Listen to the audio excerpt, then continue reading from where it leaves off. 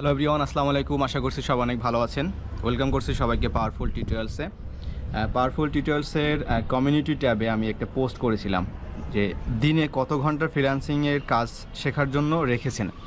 অর্থাৎ আপনারা যারা ফ্রিল্যান্সিংয়ের কাজ শিখতে চাচ্ছেন এবং যারা নতুন মার্কেট প্লেসে আছেন, সো আপনারা যারা নতুন এবং পুরাতন মানে ফ্রিল্যান্সিং যারা শিখতে চাচ্ছেন, বেসিক্যালি তারা মার্কেট প্লেসে কত সময়টা আপনারা দিতে চাচ্ছেন, ওকে, বা কত ঘন্টা আপনি ফ্রিল্যান্সিংয়ে কাজ করতে চাচ্ছেন। বেসিক্যালি হচ্ছে আপনারা যারা ফ্রিল্যান্সিং করতে চাচ্ছেন, তো এখন যারা কাজ শিখছেন, ইউটিউবে ভিডিও দেখছেন বা কোনো কোর্স আপনারা করতেছেন, সো এখানে আমি স্ক্রিনশটটা আপনাকে দিয়ে দিব, আপনারা দেখতে পাবেন সবাই। 2 ঘন্টা, 3 ঘন্টা, 4 ঘন্টা, 5 ঘন্টা টোটাল আমি পোল করেছিলাম 4টা, 2, 3, 4, 5। সো এইখানে টোটাল ভোট করেছেন আপনারা 84 জন।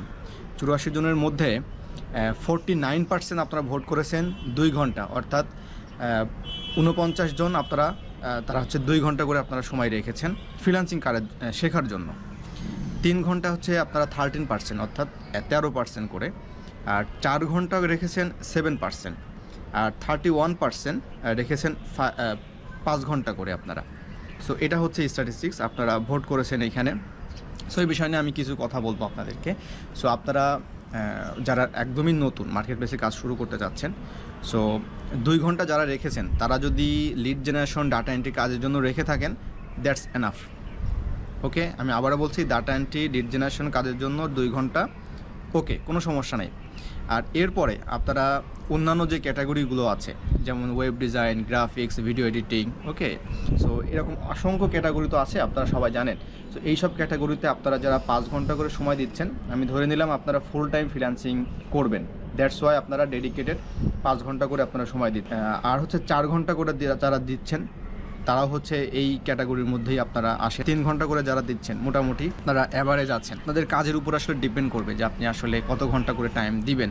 আর এক একটা কাজের উপরে, অর্থাৎ এক একটা ক্যাটাগরির এক এক ধরনের মানে সময় দিতে হবে আপনাকে, ওকে। সো কিছু কিছু কাজ আছে, যেমন হচ্ছে আমি যেটা বললাম আপনাদেরকে, যে ভার্চুয়াল অ্যাসিস্ট্যান্ট রিলেটেড যে কাজগুলো থাকে নর্মালি, এই কাজগুলো আপনারা 2 ঘন্টা আপনারা প্র্যাকটিস করতে পারেন দিনে। আর 5 ঘন্টা যারা কাজ করতেছেন তারা হয়তো ওয়েব ডিজাইনের উপরে বা এসইওর উপরে বা গ্রাফিক্স ডিজাইনের উপরে, ভিডিও এডিটিংয়ের উপরে আপনার কাজ শিখতে পারতেছেন বা করতে পারবেন এগুলো আসলে। সো এখানে আপনারা আবার অনেকেই আছেন এখানে যে ফ্রিল্যান্সার হবেন, ফ্রিল্যান্সিং করবেন, কিন্তু আপনি সময় দিতে পারবেন না, দিনে 1 ঘন্টা 2 ঘন্টা সময় দিতে পারবেন, ওকে। তো এই ধরনের যদি আপনার অবস্থাটা হয়, তাহলে আমি বলবো যে আপনি তাহলে ক্যাটাগরিটা চেঞ্জ করে ফেলেন, ওকে। আপনি যদি গ্রাফিক্স বা ওয়েবের কাজ করতে চান, সেক্ষেত্রে আপনাকে সময় বেশি দিতে হবে, অর্থাৎ আপনাকে সেক্ষেত্রে দিনে 4 ঘন্টা 5 ঘন্টা সময় আপনাকে দিতেই হবে, যদি আপনি নেক্সট 3 মান্থসের মধ্যে আপনি মার্কেট প্লেসে এসে কাজ করতে চাচ্ছেন। আর যদি আপনি এমন হয় যে না, আপনার সমস্যা নাই, আপনি মোটামুটি টপ ক্যাটাগরির কাজই শিখবেন, কিন্তু আপনি 2 ঘন্টা করে সময় দিবেন, এবং হচ্ছে আপনার এটা যদি আপনার লং টাইমেও চলে আসে, তাহলে কোনো সমস্যা নাই, আপনি এটা করতে পারবেন। তো সেক্ষেত্রে হচ্ছে এটা আপনার উপর ডিপেন্ড করবে যে আপনি আসলে কীভাবে এটা করবেন আসলে।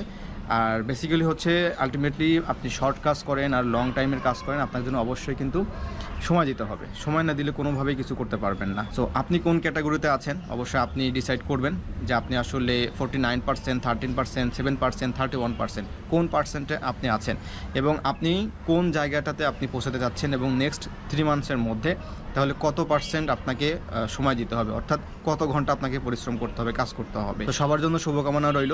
আজকের মতো এখানেই শেষ করছি, দেখা হচ্ছে অন্য কোনো একটা টিউটোরিয়ালে। ভালো থাকবেন সবাই, আল্লাহ হাফেজ।